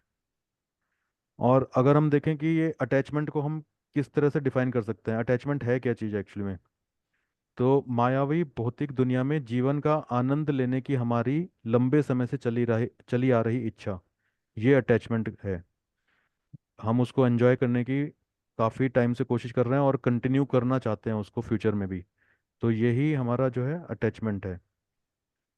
फल की आसक्ति होना, ये अटैचमेंट है अपने सुख के लिए। ठीक है, तो ये सब कर्म की कैटेगरी में आता है। So in nutshell, all the auspicious actions which are recommended in scriptures fall under this category of कर्म। और विकर्म का हमने देख लिया था, all the inauspicious actions which are prohibited in scriptures fall hmm, under the category of विकर्म। और ये लास्ट जो अकर्म था, एक्चुअली अकर्म इज नॉट इनएक्शंस, जैसे कि प्रभु जी ने अभी बताया। इट इट सीम्स अकर्म मीन्स कुछ नहीं करना, लेकिन ये एक्चुअल में ऐसा नहीं है। It is not inaction, it is action which brings no reaction. ठीक है, तो इस कार्य को करने से कोई प्रतिक्रिया नहीं होगी, वो है अकर्म। अकर्म ऐसे कर्म हैं जो फल की आसक्ति के बिना, मतलब निष्क्रिय भाव से किए जाते हैं और भगवान के सुख के लिए किए जाते हैं। ना तो इनकी कार्मिक प्रतिक्रिया होती है, ना ही ये आत्मा को बंधन में डालते हैं या उलझाते हैं। तो इसमें कौन से कर्म आते हैं, वही जो कि कृष्ण भावना अमृत में किए जाते हैं, और इससे भवबंधन से मुक्ति के लिए किए जाते हैं। ये भवबंधन में नहीं फंसते हम। So in nutshell, actions performed without attachment to the results and surrender to the god falls under this category of akarm. So we can take some more questions, Prabhuji. Hare Krishna. Yeah, Shanti Lakshmati Prabhuji, please go ahead. प्रणाम। तो जी मेरा question बहुत basic सा है कि हमारी life में from birth to death जो भी व्यक्ति या जो कुछ भी इंसिडेंट हो रहा है, क्या वो all due two of Karma? हम किसी व्यक्ति से मिलते हैं, चाहे 1 मिनट के लिए मिले, चाहे 10 मिनट के लिए मिले, चाहे जिंदगी भर साथ में रहें, है ना, जो कुछ भी हो रहा है it all because of our karmas. जी, thank you for asking this question, Prabhuji. I will try to answer. ये तो बात सच है प्रभु जी कि जो भी कुछ हमारे साथ हो रहा है, that is all due to our karmas.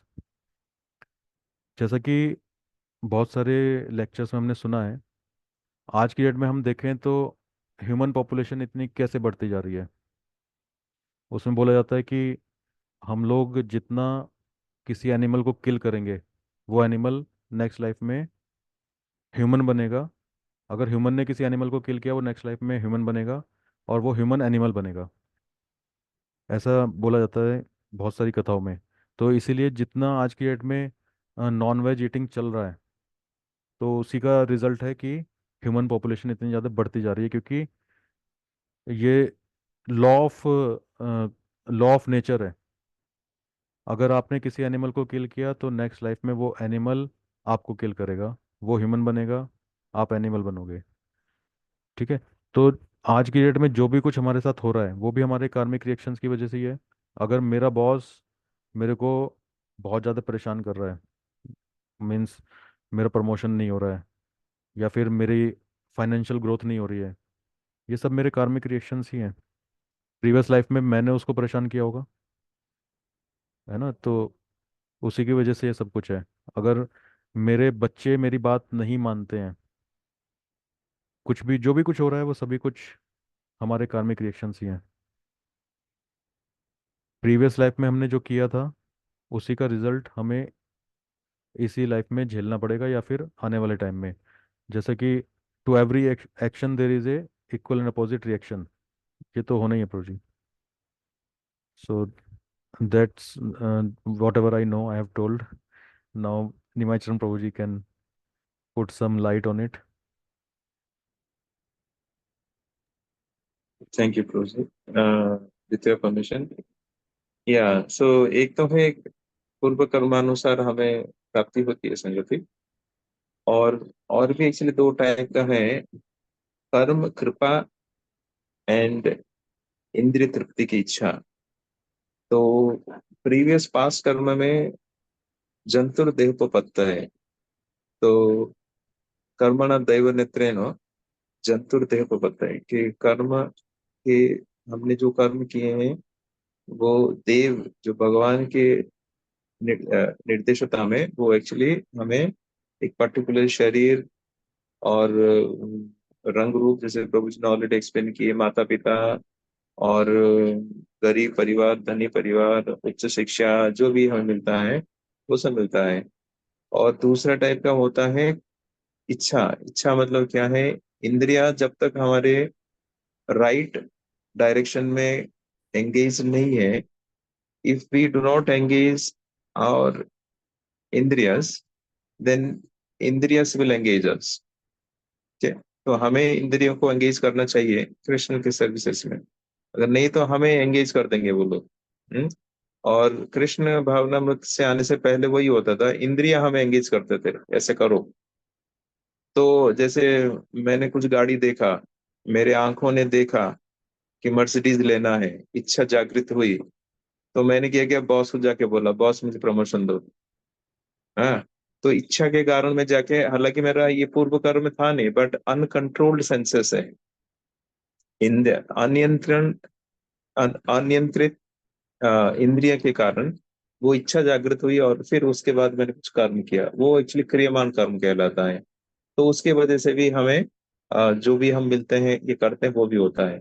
तीसरा कारण ये भी है कि कृपा, कुछ कुछ ऐसी चीज होते हैं जो हमारे कर्म के द्वारा हमें कभी नहीं मिलेगा, जैसे कृष्ण भक्ति कभी नहीं मिलेगा, ये साधु गुरु कृपा से ही मिलता है, और उसको बोलते हैं कृष्ण कृपा ही।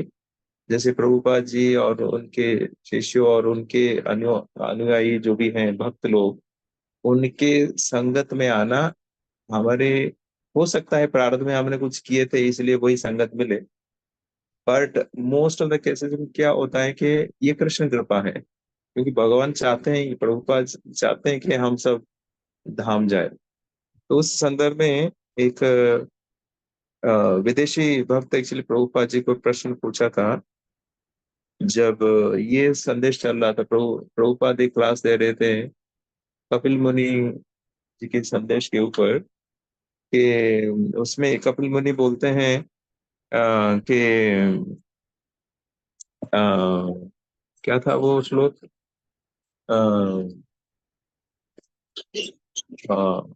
कपिल मुनि बोलते हैं कि, मैं श्लोक भूल गया, बोलते हैं कि जो भी आपका नाम जीवा में धारण करता है वो सारे वेद पाठ कर चुका है, सारे होली रिवर्स में स्नान कर चुका है, और सारे मतलब वैदिक रिचुअल्स कर चुका है, सब कुछ कर चुका है, उसके बाद वो आपका नाम एक्चुअल जीवा में वो ले पाया। तो एक विदेशी भक्त थे वहां पे, प्रभुपाद जी को पूछे, क्या प्रभुपाद जी ऐसे समझ सकते हैं कि हम भी तो नाम लेते हैं भगवान का, कि हम भी ये सब प्रीवियसली किए थे, हमारा प्रारब्ध से ही मिला ये? तो प्रभुपाद जी ने बोले ना, ये मेरी कृपा से मिला था। तो it's because of my blessing. Prabhupada ji straight away बोले कि मेरी कृपा से, उन्होंने नहीं बोले कृष्ण कृपा से। हाँ, तो साधु गुरु कृपा से भी हमें एक्चुअली संगत मिलता है। तो राम कृपा बिना सुलभ न सोई, ये राम कृपा के बिना ये सत्संग, ये डिवोटी ग्रुप नहीं मिलेगा हम, तो ये कृपा है एक्चुअली। तो तीन कारण हो सकता है गुरु जी, और इसको समझना बहुत मुश्किल है, गहना कर्मणो गति, तो भगवान खुद बोलते हैं कि it's very difficult to understand. तो इसलिए ज्यादा नहीं दिमाग लगाना है, बट बेसिक चीजें अंडरस्टैंडिंग होनी चाहिए हम। Thank you. और किसी कुछ प्रश्न है? आई थिंक श्यामप्रिया माता जी के कुछ क्वेश्चन। हरे कृष्णा प्रभु जी। प्रभु जी, वैसे तो मुझे पता ही है, लेकिन फिर भी मैं गलत भी हो सकती हूँ। मैं, एक क्वेश्चन है मेरा कि जैसे हम भक्तों के यहाँ कहीं प्रसाद खाते हैं, कहीं अपने रिश्तेदार के जाते हैं, वहाँ नहीं खाते, घर से ही खा के जाते हैं। लेकिन कई बार ऐसा होता है कि 2-3 दिन के लिए कहीं जाना पड़ जाए। अपने बहू के पास गई थी मैं अभी चंडीगढ़, तो वो तो प्याज लहसुन खाती है वहाँ पर। तो लेकिन वहाँ मेरे को बहुत परेशानी हुई, मैं क्या करूँ? अब मैं बाहर भी नहीं जा सकती कहीं खाने, और यहीं मुझे खाना है। तो फिर मुझे यही लगा कि मैं इनको भी प्रसाद बना के खिलाऊं, भगवान जी का भोग लगा के। तो फिर मैंने प्रभु जी ऐसे ही किया कि अ, वहीं पर मैंने बिना प्याज लहसुन के सब कुछ बनाया प्रसाद, भगवान जी को भोग लगा के हमने सबने खाया। तो ये मैंने जो कर्म किया है, इसमें मेरे को दंड तो नहीं है मेरे लिए ये, जबकि मैंने कृष्णा को भोग लगा दिया है वहाँ पर, और खुद प्रसाद के रूप में ही सबको खिलाया है। तो आप कुछ इस पे मुझे टिप्पणी करें मेरे पर, मैंने गलत किया या सही किया? मुझे नहीं जाना चाहिए था वहाँ पर, क्योंकि 1.5 साल से वो वहाँ गई हुई है, मुझे कह रही थी आने के लिए, तो मुझे इस बार फिर जाना पड़ा 2 दिन के लिए। जी, thank you for sharing this thing Mata ji. अ, ये मैं इसमें आपको ये नहीं बोल सकता गलत या सही, क्योंकि आप मेरे से ज़्यादा सीनियर हो। मैं सिर्फ अपना व्यू दे सकता हूँ इस बारे में। तो मेरे व्यू से तो माता जी आपने बहुत अच्छे कर्म किया है। आपने अपने साथ साथ उन लोगों को भी प्रसाद बना के खिलाया, तो ये तो बहुत ही अच्छा कर्म है।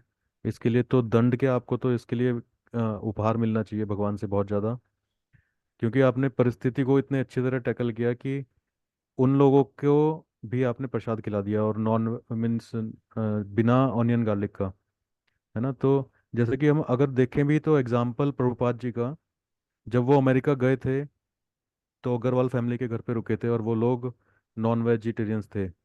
तो प्रभुपाद जी अपने साथ अपना एक बर्तन लेके चलते थे, जिसमें स्टीम कुकर टाइप का था वो।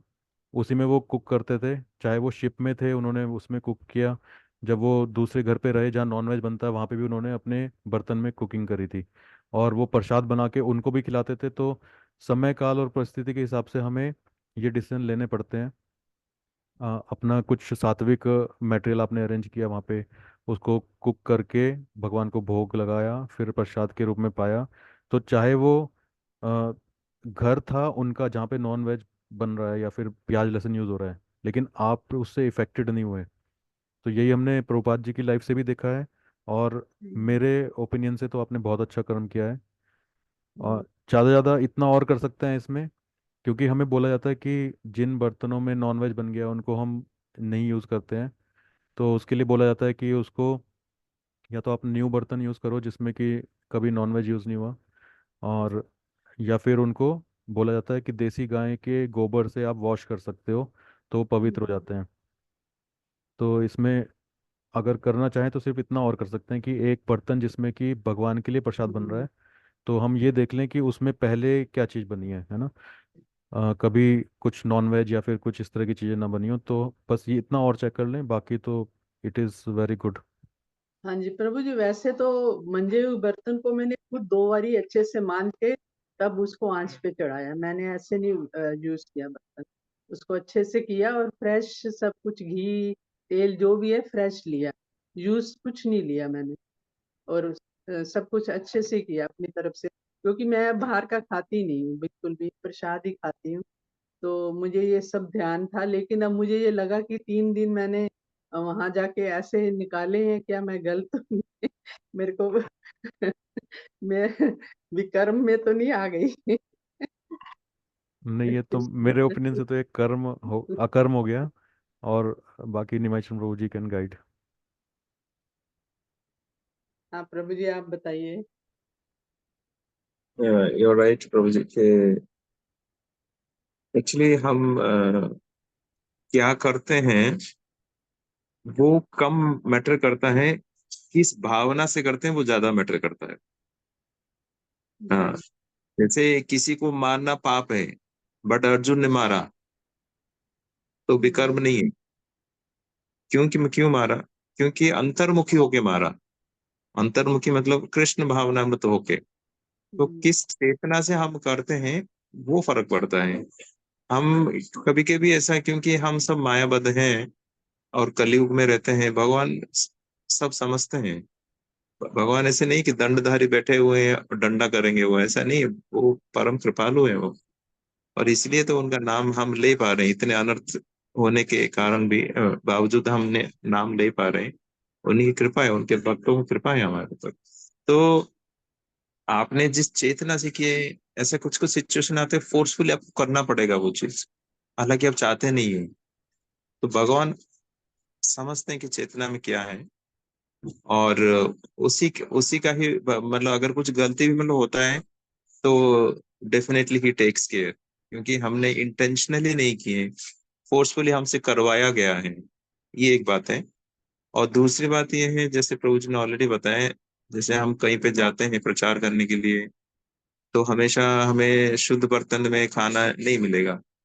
तो जनरली जो ब्रह्मचारी हैं और सन्यासी जब जाते हैं तो क्या करते हैं, वो बर्तनों को गोर पानी एंड गंगा पानी में धोते हैं, और फिर अग्नि में जब उसको जलाया जाता है, हालांकि अग्नि में जो भी डालोगे शुद्ध कर देगा वो।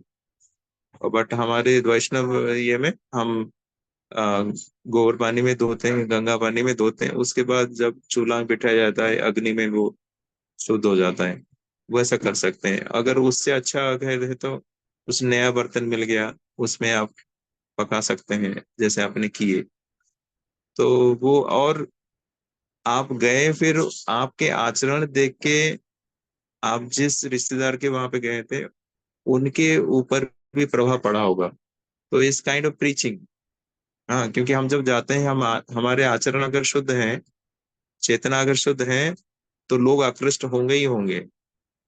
तो आप जब वो गए थे तो उनको, आपको देखते हुए वो भी एक्चुअली चेंज होंगे, उनके मन में भी थोड़ा बहुत तो आलोड़न मतलब हुआ होगा फॉर श्योर। और ये कृष्ण कृपा है उनके लिए, क्योंकि आपको भेजा गया वहां पे। तो ये भी हमें कारण है। तो ये भगवान की इच्छा है कि आप जाके वहां पे 1.5 महीना रोके, 2 महीना रोके, उनको आपके आचरण से वो सीखे। ये भी हो सकता है। तो अच्छा है मतलब। और किसी का कुछ प्रश्न है?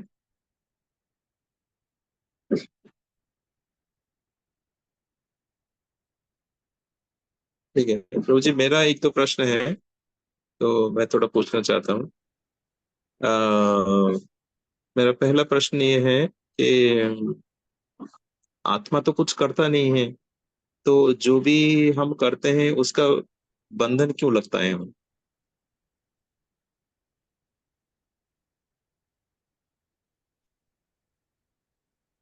हम्म, आत्मा कुछ नहीं करता है जी। Thank you for asking this question Prabhu ji. आत्मा कुछ नहीं करता है, लेकिन हम जो भी करते हैं उसका बंधन हमें क्यों लगता है, ये क्वेश्चन है।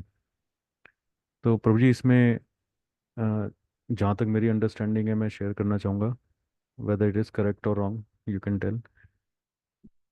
जो भी हम करते हैं तो उसके पीछे चार पांच पांच फैक्ट्स होते हैं जो वो काम कराते हैं।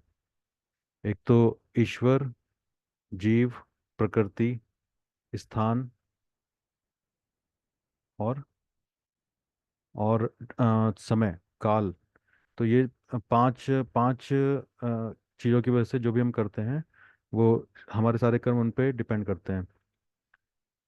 तो इसका जो बंधन लगने की बात है, ये हम इस तरह समझ सकते हैं कि अगर हम कुछ अच्छा कर्म कर रहे हैं तो हम उसके फ्रूट्स को अ, अपनी इंद्रिय तृप्ति के लिए यूज़ कर रहे हैं, सेल्फ सेटिस्फेक्शन के लिए। तो उससे हम अटैच हो रहे हैं, दोबारा से हम उसको और कोशिश करेंगे करने की, और उस बंधन में हम फंसेंगे क्योंकि हम उससे अटैच हो गए। एक अच्छा रिजल्ट हमें मिला, हम उससे अपने आप को सुखी महसूस कर रहे हैं। तो ये हो गया अटैचमेंट। और अगर हम कुछ बैड कर्म कर रहे हैं तो उसकी तो प्रतिक्रिया हमें लगती ही है, बैड रिएक्शन हमें मिलते ही है, उसका हमें एक पनिशमेंट मिलेगा। तो जहाँ तक मेरे को पता है, ये अटैचमेंट हो गया गुड एक्शंस का रिजल्ट के साथ। और पनिशमेंट हो गया बैड एक्शंस के रिजल्ट के साथ। तो यही बंधन होता है। और इसी तरह से आत्मा जो है बंधन में फंसता है। आप बट थोड़ी आप प्रभु गाइड जी, करो। आत्मा तो कुछ करता ही नहीं है, तो आत्मा क्यों फंसा फिर?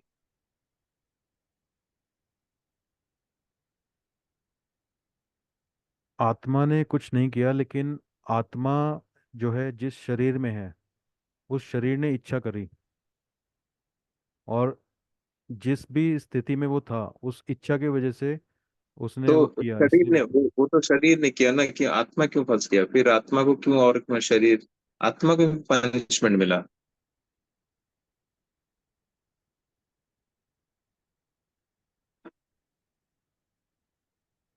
इसमें ये प्रभु बोल जी, सकते हैं आत्मा कि को जो कष्ट मिल रहा है वो तो शरीर के थ्रू ही मिलता है ना, आत्मा कैसे वरना कष्ट सहेगी? वो शरीर के थ्रू माध्यम है वो। ये हाँ, बट आत्मा क्यों फंसा? मतलब शरीर को कष्ट दो, बट आत्मा तो, उसको दूसरे शरीर में आत्मा को फिर से स्थानांतरण किया जाता है, बिकॉज जी। आपने बुरा कर्म किया। तो आत्मा का इसमें क्या प्रॉब्लम है?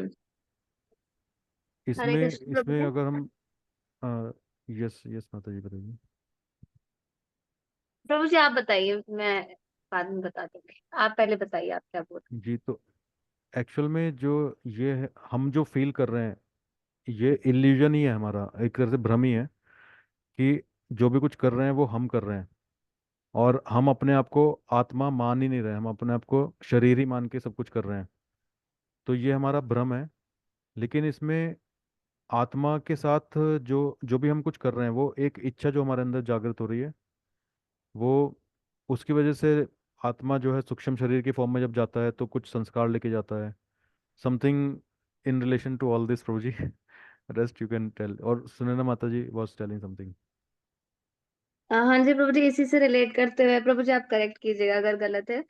तो जैसा भगवत गीता में भगवान बोलते हैं कि जो हमारा हमारा जो शरीर है वो दो रूपों में मतलब है, कि सूक्ष्म शरीर है, स्थूल शरीर है। तो जब हम दूसरे शरीर में जाते हैं तो ये स्थूल शरीर तो यहीं रह जाता है, लेकिन जो हमारी आत्मा होती है उसके उसकी जो कोटिंग होती है वो सूक्ष्म शरीर से होती है, जो जो मन बुद्धि और अहंकार से बना हुआ होता है। तो इसी में फिर भगवान बताते हैं कि तमोगुण रजोगुण सतोगुण ये हमारे ऊपर डिपेंड करता है कि हम किस गुण को अडॉप्ट करते हैं। तो जो हमारी मन बुद्धि और अहंकार करते हैं, क्योंकि वो सूक्ष्म शरीर है, तो वो हमारे साथ दूसरे दूसरे बॉडी में जहाँ पे भी हम जाते हैं वो हमारे साथ जाता है, और फिर हमें उसके कर्मों को आत्मा को भोगना पड़ता है, क्योंकि आत्मा का स्वभाव तो सच्चिदानंद है, लेकिन जो मन बुद्धि और अहंकार है वो हमसे गलती करवाते हैं, और उसका फिर फल हमारी आत्मा को भुगतना पड़ता है। तो ये अब हमारी चेतना के ऊपर डिपेंड करता है कि हम किस गुण को अडॉप्ट करते हैं, और उसी के अकॉर्डिंग फिर हमारी आत्मा को अच्छा या बुरा रिजल्ट मिलता है। Thank you Mata ji, and thank you Shrivallabh प्रभु। हरे श्रीवल्लभ कृष्णा प्रभु जो, प्रभु जी। हरे कृष्णा प्रभु जी, धन्यवाद प्रणाम। प्रणाम प्रणाम माता जी। प्रभु जी मैं कुछ इसमें थोड़ा सा ऐड करना चाहूंगी। जैसे अभी शिवला प्रभु जी ने और माता जी ने भी शेयर किया। प्रभु जी जैसे आत्मा है, जो हम आत्मा है, हम शरीर नहीं है, ये ओरिजिनलिटी हम सभी भक्तों को पता है। लेकिन हमारी इच्छा वो हुई क्यों? जैसे अभी माता जी ने बताया कि गुण भी होते हैं, सतोगुण रजोगुण तमोगुण। लेकिन जब भी कोई एक्शन करने का आत्मा का मन होता है तो 5 चीजें वहां पर रोल प्ले कर रही होती हैं। एक तो ईश्वर, और दूसरा खुद वो जीव, तीसरा वो स्थान, चौथा वो जो काल है वो, और फिर वो जो कर्म हो रहा है। फॉर एग्जाम्पल, जैसे कि ये सब चीजें आपस में इंटरलिंक डेफिनेटली हैं, और सब कुछ प्रभु के हाथ में ही है। लेकिन it is a law of nature कि जब कुछ हम करते हैं तो ये जीव के ऊपर ही आती है, मतलब जो आत्मा है उसके ऊपर ही आता है। ठीक है।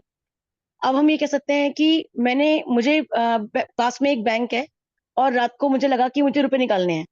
ठीक है। लेकिन मैं पहुंच गई बैंक में, और सब कुछ है, पास में बैंक भी है, स्थान पास में है, मेरी भी इच्छा है, प्रभु भी चाहते हैं शायद कि मैं रुपए निकालूं। पहुंच गए हम वहां पे, लेकिन समय जो काल है वो हमारे साथ नहीं है, वेल वर्ज नहीं है। यानी कि मेरी जो इच्छा हुई वो पूरी नहीं हो सकती, क्योंकि वहां पे उस वक्त रुपए निकालने के लिए बैंक का टाइमिंग जो है मॉर्निंग टू इवनिंग का था, रात में है ही नहीं। तो यहाँ पर एक काल जो है वो रोल प्ले कर रहा है। तो जो भी इच्छा हो रही है आत्मा की, अकेली वो आत्मा पे ही कंट्रोल नहीं कर सकते, वो इन पांचों का मिलके ही पूरा हो सकता है। अब जो हम कहते हैं ना कि हम गुण कौन से ले सकते हैं, अपने आप को प्यूरिफाई करके आत्मा जो है अपने आप को प्यूरिफाई कर रही है। जैसे फॉर एग्जाम्पल हमें डिवोटीज का एसोसिएशन मिल रहा है, हम भगवान का नाम जाप कर रहे हैं, डेफिनेटली हमारे अंदर वो गुण डेवलप हो रहा है। तो सॉरी टू इंटरप्ट ये जी, जो बट आत्मा तो सच्चिदानंद है, आत्मा का ये एटीएम से पैसा निकालना इच्छा क्यों करेगा वो?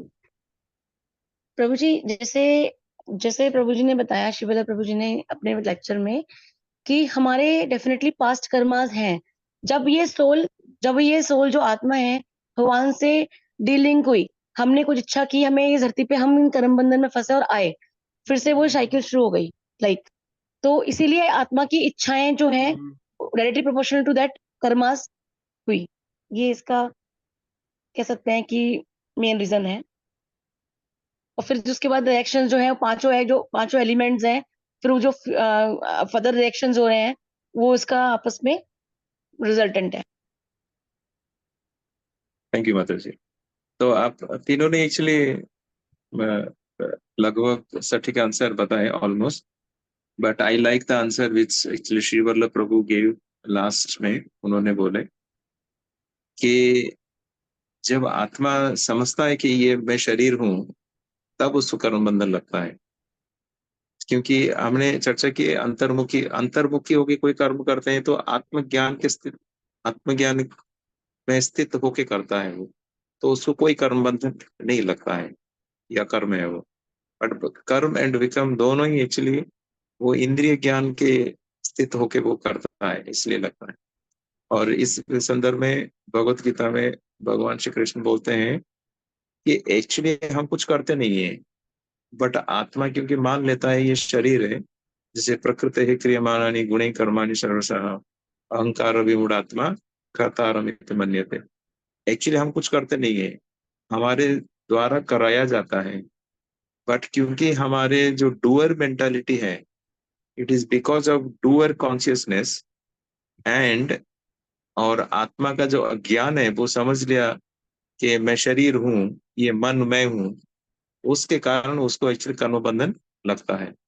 बट जब हम कृष्ण भावनामृत होके करते हैं तो पहली बात तो पता लगता है कि हम कुछ करते नहीं है। जैसे आपने गीता से भी उदाहरण दिए, क्योंकि आप कृष्ण भावनामृत है तो आपको पता है कि मतलब हम कुछ करते ही नहीं है। हम तो ये सारे प्रकृति के नियम कराता है हमसे, काल कराता है।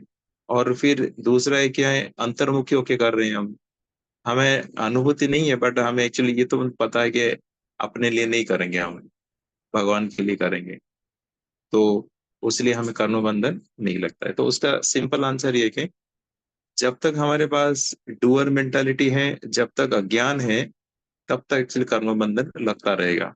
चाहे कुछ भी करें हम, चाहे वेज खाएं या नॉन वेज खाएं, कर्म बंधन तो लगेगा ही लगेगा।